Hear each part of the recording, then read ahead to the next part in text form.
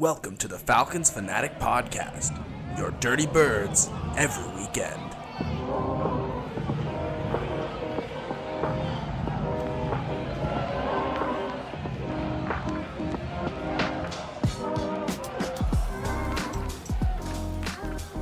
All right, and welcome back to a belated Falcons Fanatic Podcast. I'm your host, as always, Lucky Roberts.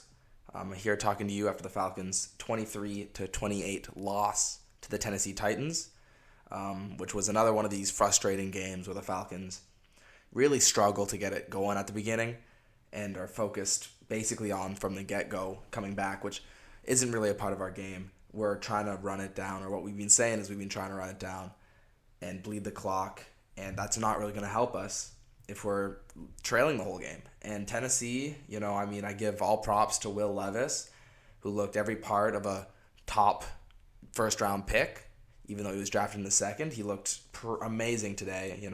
I would love to see him. I would have loved to see him in a Falcons uniform. And we also saw another thing was Taylor Heinicke finally get to throw the football in a Falcons jersey. Will Levis and Taylor Heinicke were both the most productive and highest yard earners for these respective teams. Heinicke getting a touchdown pass, Will Levis getting 4. And 3 of these touchdown passes were to DeAndre Hopkins, who got 4 receptions, 3 touchdowns, 128 yards. He basically owned A.J. Terrell for 4 of these reps, and that earned him 128 yards. One of these, may have been a foul, and I'll give A.J. the benefit of the doubt for that. But each and every one of those other plays, he got beat bad. And I give all credit to Will Levis to being able to hit those throws. And you can just see, what scouts were raving about him. He's putting the ball in the perfect spot on these deep throws. And that's going to be the difference when you have sort of 2 mediocre teams, 2 running teams. You're going to hand it off to Derrick Henry 22 times for 100 yards. And then those other throws, you want somebody who can throw it deep and hit your DeAndre Hopkins type guy deep in the end zone. And that's what they were able to do. Catch us off, selling to the run. And we had like 9 guys in the box, the Falcons. Most of this game, you could hear them talking about Jussie Bates being on the line of scrimmage on the defensive side and other things. And, the Falcons just got beat. And, there's nothing really we can say about it. Obviously, you're going to point to Van Jefferson's drop, and you're going to point to the defense not being that good. Desmond Ridder and the offense not really getting started till the end of the second quarter. I mean, let's start at the third quarter, sorry. And the Falcons didn't really get anywhere up until then, and that was what lost us the game here. We were able to move the ball once we got in the second half. Bijan Robinson, he had a great game. He had a touchdown. We were running the football, average as we usually do. But Taylor Heinicke was throwing the football, and he was staying in the pocket, and he wasn't taking those stupid sacks Desmond Ridder was. And he was finding guys on third down, moving the sticks. There was one big third down where I thought he could have got to the first down. He sort of slid a little early. I think if he took some contact, he could have gotten an extra yard. And that led to a 4th down, which led to Van Jefferson's drop. And that led to our loss. I really liked what I was seeing in that second half from Taylor Heinicke. I mean, it was field goal, touchdown, turnover on downs, which really, if Van Jefferson catches that football, who knows what happens? Who knows if there's any other receiver? If we don't make that Van Jefferson trade, where would we be right now? And how would I be talking? Jonnu Smith also was a passer for one pass, when we were in the red zone, really bright and early. You look up and you blink and I thought the Falcons deferred. Why do we have the ball at their own 20, at Titans 20? And it was because of a great fumble recovery. And, it was Calais Campbell with the fumble recovery. And that was what got us 3 points bright and early, but we weren't able to punch it in. And you sort of think, you look back to that Jonnu Smith trick play to Michael Pruitt, and you think, man, if we had that back, man, that could have been good. 7 points, 4 more points here, that's a tie ball game. All we're trying to do is kick a field goal, which we know we can drive and do, instead of having to drive for a touchdown. And Taylor Heinicke had a chance. He had a chance in this game. Who knows, maybe if Desmond Ritter's put for that final stretch, which he was cleared to play for after having, he was put in concussion protocol. He was cleared, but Heinicke was throwing the football so well that they let him have it. They let him have the keys. And maybe if Desmond Ridder comes back, he leads them down on a drive. I wouldn't believe it. I would, wipe my eyes. But how many times have we been left doing that this year with Desmond Ridder in these final drives? But he was not good outside of that today. You look, it's 8 for 12, but he's an efficient passer as always. But it's the same thing as Ryan Tannehill, who played on the Titans. It's like, well, you're 90% passing, but you're only passing for 3 yards at a chunk, 2 yards at a time, and it's not going to be enough to win a football game. And, you see the exact opposite of that in a Will Levis. And you see some more risk-taking in a Taylor Heinicke. But like I said, Bijan Robinson, he played great. 11 carries, 62 yards, 6 yards a carry, and a touchdown. First touchdown of his career. Once again, he should be getting more touches. We really only rushed the ball 26 times today because we were trailing this whole time. So I don't think that's, something we need to be too worried about. Bijan was running the ball great today, though. Kadarius Hodge had a huge play. That's the only reason why he's leading us in receiving. He had 75 yards for 3 catches. He had a huge, longest catch of the day, maybe of the season, I think, as well for the Falcons, where he gets, sort of tackled, or, you think he's tackled. There's 3 defenders around him, around midfield. He spins out of it and is able to take another 20 yards on this play, which set us up for, points at the end of the day, which was something that was huge. I think that drive ended in a touchdown. That was Bijan Robinson's touchdown. But Kadarius Hodge, 75 yards. Drake London, 55 yards, 5 catches. Once again, all the same sort of plays you see Drake London on, just these curls at the first down marker, 10-yard, maybe even digs. But that's, all you're seeing of him. No deep balls for sure. Kyle Pitts, 3 for 35. He needs to get the ball more. He didn't see any action in the second half. Any action with Taylor Heinicke. They need to get on the same page, I think. Matt Collins, 2 for 27, whatever. Van Jefferson, 3 for 24 in the drop. Ugh. Scotty Miller had the touchdown. He only had 2 catches, but he had the touchdown. Second week, he's coming up, showing something with the long catch he had last week. And other than that, you don't see Bijan getting in a passing game. He did have 5 targets, though. Atlanta, once again, Desmond Ridder, still with turnover issues, had a fumble, which led to points for Titans. And those Titan points may have been the difference in this game. And that's something you are constantly seeing and constantly looking at is like, man, we had bad field position.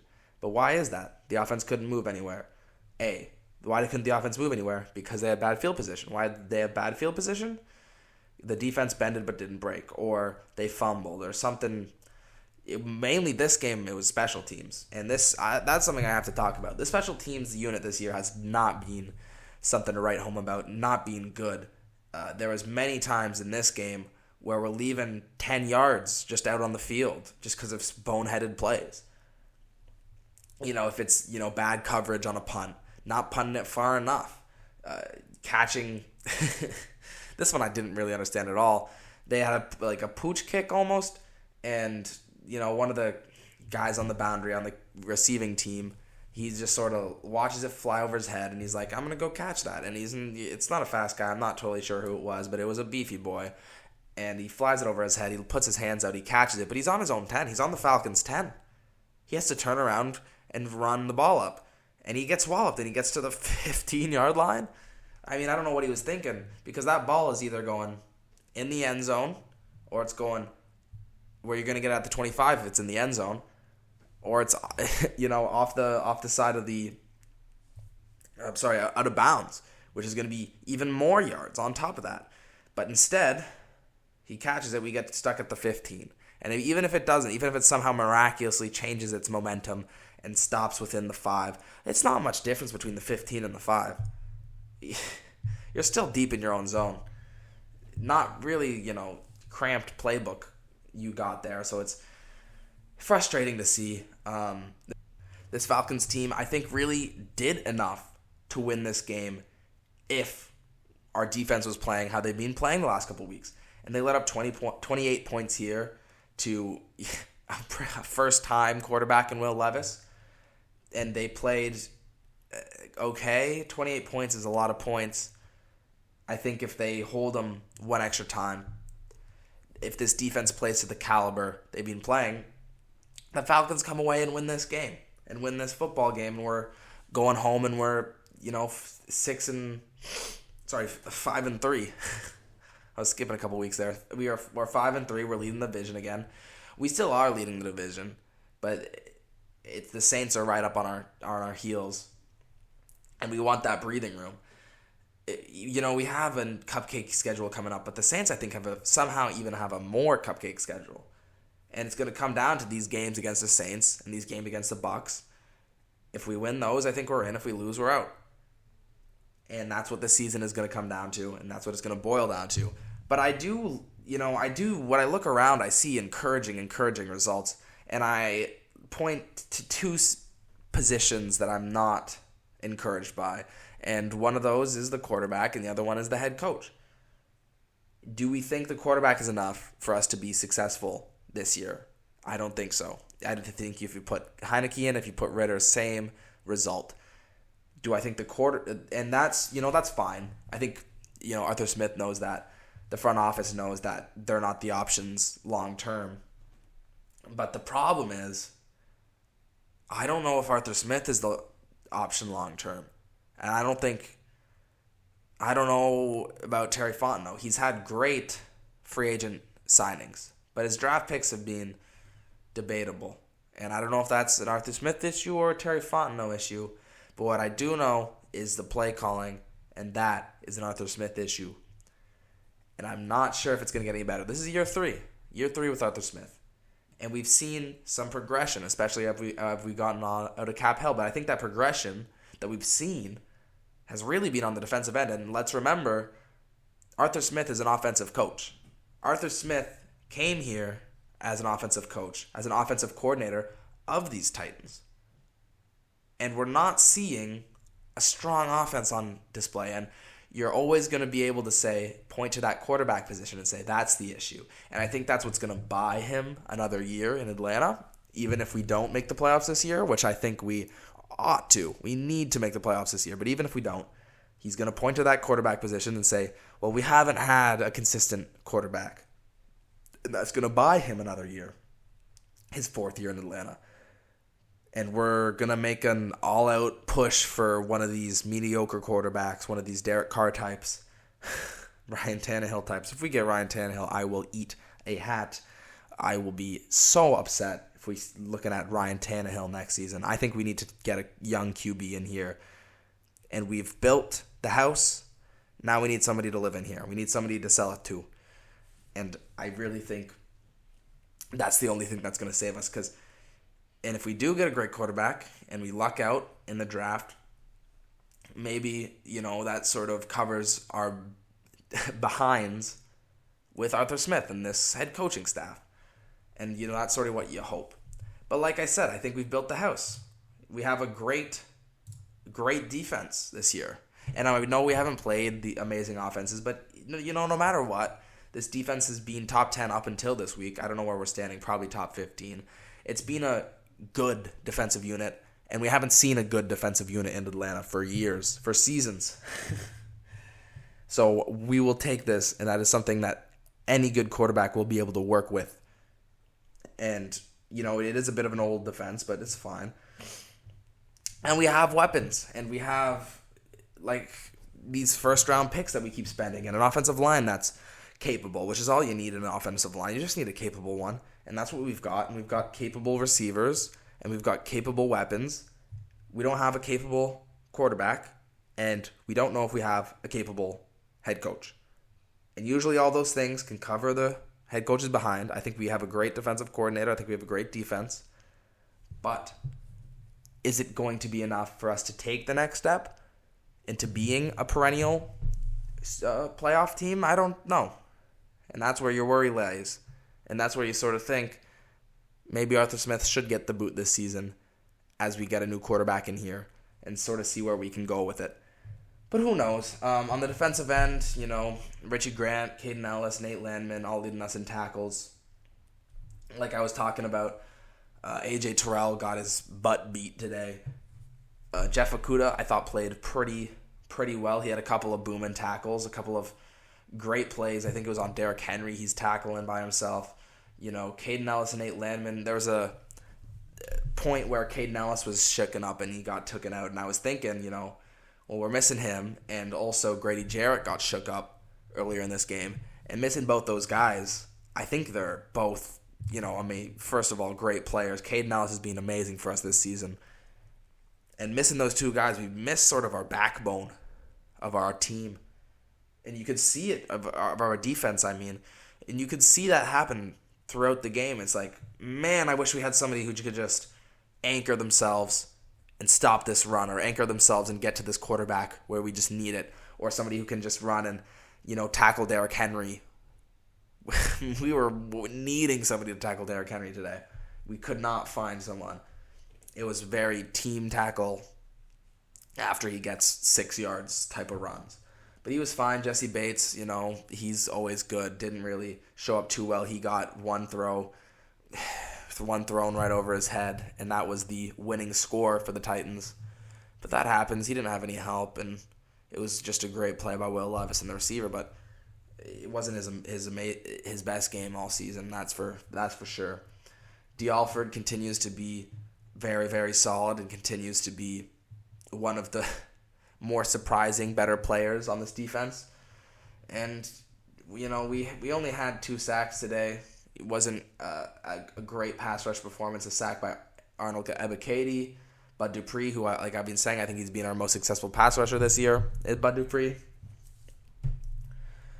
But, other than that, this defense, this wasn't its best game. And it can afford to have bad games with the games it's been having, especially with the field position we're putting it in. We just needed some turnovers. I think that's the difference in this game, is the one turnover. And I think there are many differences in this game. If you look back, there's many turning points where if we just had one play, the whole game turns out different. But it didn't. And those plays happened. Such is life. That's going to happen. You would like to see more sack production, and that's what you're going to see on Twitter, is everybody begging for a new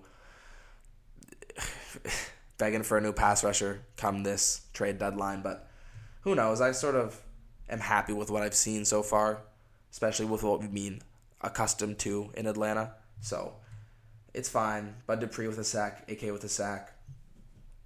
And you see, snaps from Taquan Graham, Zach Harrison. Just, this defense was fine. But you think with an offense that's been, I think it was 29th in the league, being as putrid as Tennessee has been, you'd like to see them put up less than 28 points. You'd like to see them put up 16 or less. And 16 or less wins us this football game. But I think also it's not all of those 28 points are entirely this offense's fault. This defense's fault. I think it's mainly some of these points have to be attributed to the offense and the special teams. And they've been holding together, this Falcons team, the defense, and covering up the holes of those other 2 facets of the game. But it just didn't work tonight. So we're now 4-4. We're tied in the division rankings with the Saints. But Buccaneers not too far behind. And as you look towards this schedule upcoming, you have Minnesota, you have Arizona, and then you have your bye week. I think, we should be able to beat both those games, both those teams. But realistically, we're going to win one and we're going to lose the other. Both teams have been frisky. While they have both been bad, they've both been frisky. I think we win one, we lose one, we're 5-5. I think we're still in the driver's seat in this division with our 2-0 divisional record. And it's going to be, a pivotal week 12 against New Orleans. It's, can we beat the Jets? Who played, a horrible game today. Jesus Christ, 13-10 against the Giants. That was a horrible watch. If we can beat New Orleans week 12, week 18, I think week 18 that's going to be for the division is my prediction. If we can win week 12, 14, 18, we're in the playoffs. If we don't, we don't. I think every other game is going to be a toss-up, and it doesn't really matter because at the end of the day, it's going to be us in New Orleans or us in Tampa Bay, and we're going to be staring each other down, and whoever can win those games is going to be the one going to the playoffs and getting their ass whooped. Other than that, I don't want to stay too long. It's kind of late. I just had to get this podcast out while I could. I wasn't able to at any other time. But before we leave, let's quickly look around at the other scores around the league. I'll talk to you about that, and we'll get on our way. So just give me a sec. I'll be back. All right, and we are back to talk about the other games around the league. First off, the Eagles versus the Commanders. The Eagles win 38-31. Throughout this game, the Eagles were trailing, and the Commanders were looking like they were going to steal one as they stole one from Atlanta. But unfortunately, they did not, and the Eagles put up 38 to win 38-31, and that's the difference between this Eagles and this Falcons team, and the difference between winning and losing is the Eagles' offense is good, the Falcons' offense is not, and we were not able to cover up our defensive woes, even though we have a pretty good defense, like the Eagles have a pretty good defense, we were not able to cover that up with some good offense. Something that I will be happy about is Julio Jones getting on the score sheet, getting a touchdown. I really hope he gets utilized in this Eagles offense, and I just like to see him playing well, and I like to see him getting recognized because I've heard a lot of stories around the league, especially, and it's who are the top 5 receivers and who are the top, and you'll hear Antonio Brown's name get mentioned, and they'll be like, oh yeah, he had a good stretch there, and you never hear Julio Jones, and you look back, I'm sure I'll do Antonio Brown versus Julio Jones debate for years and years. But the one thing I will say, you can't mention Antonio Brown without mentioning Julio Jones. And if you're looking back at who is a more dominant receiver, more productive receiver, at their peak, in their best games, Julio Jones is unmatched, especially if you're comparing him and trying to match him to Antonio Brown. They're different type of receivers, but Julio Jones is who I would take. And he's a physical receiver. He's fast as Antonio Brown. He's bigger. He's stronger. He's a good route runner. He'll catch anything if you just put it within his arm's reach. And I just can't have him not being mentioned in these conversations. And I hope he wins the championship so people stop talking about Super Bowl 51. And I hope he does that with the Eagles. And I hope he does that productively and has a great game and great playoffs and is able to, dispel those doubters. Other than that, the Saints beat the Colts, whatever, next game. Jaguars beat the Steelers 20-10. Steelers offense, Matt Canada, continued to put up 10 points per game. Jaguars, who are a good team this year, puts up 20, and they have a nice little win streak going on. And they beat a good team in the Steelers, a good defense in the Steelers, and they were able to take that one out. Panthers winning their first game of the season, 15-13 against the Texans. Sorry. Once again, this is one of those just you don't want to watch that, and you don't wish your biggest enemy to watch this football game. Just not fun. Go out, do something, walk your dog. Not worth watching this football game.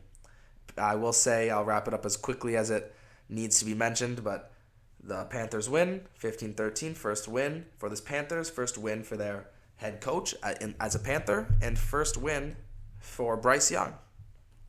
They're 1-6. Texans continue to not be good with their rookie quarterback, and that's all that really needs to be said about this game. The Dolphins dispel of the Patriots, who were hanging around in this game. They lose 17. Dolphins put up 31 on that Patriots defense. Bill Belichick continues to have his seat warmed, and I think, Mac Jones's seat is on fire. He's lucky the chair hasn't burned down yet, and I think it's coming soon. But the Dolphins and Tua and their receivers and their, Mike McDaniels continue to be elite. And you saw that today. they are going to be something to really fear come playoff times. Next game, Vikings beat the Packers 24-10. This is, sort of Packers are on the ropes for this season. I don't know if there's much to save them. Falcons play the Vikings next week, who have been on a bit of a win streak.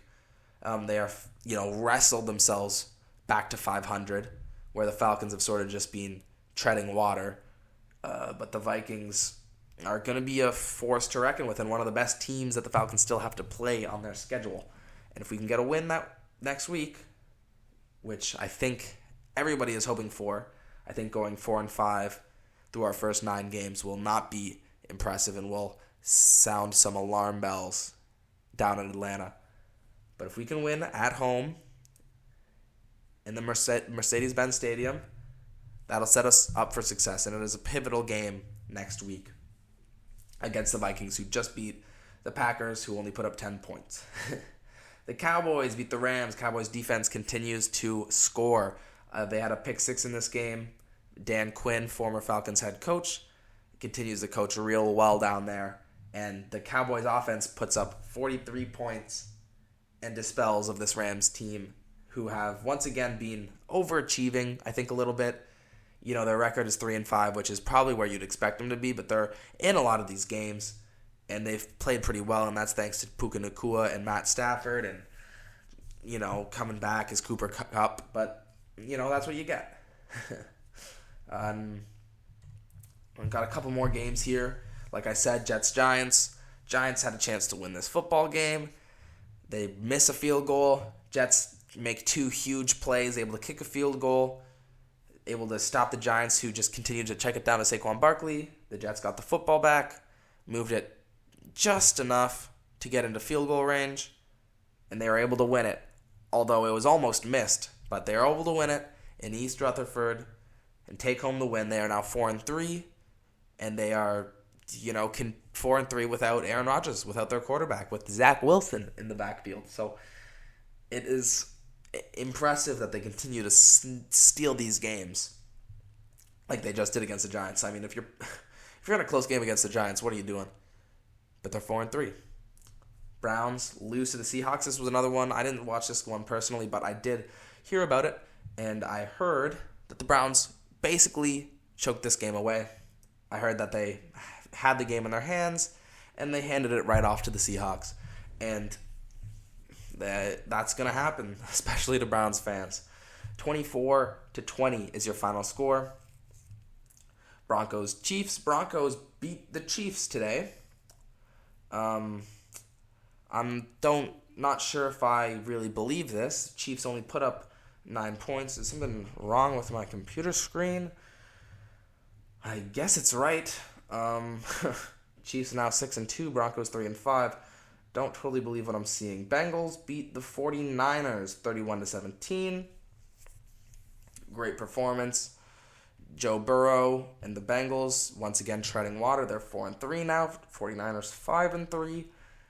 The Bengals continue to, same as the Vikings, surge a little coming up. And that's a huge win against the 49ers.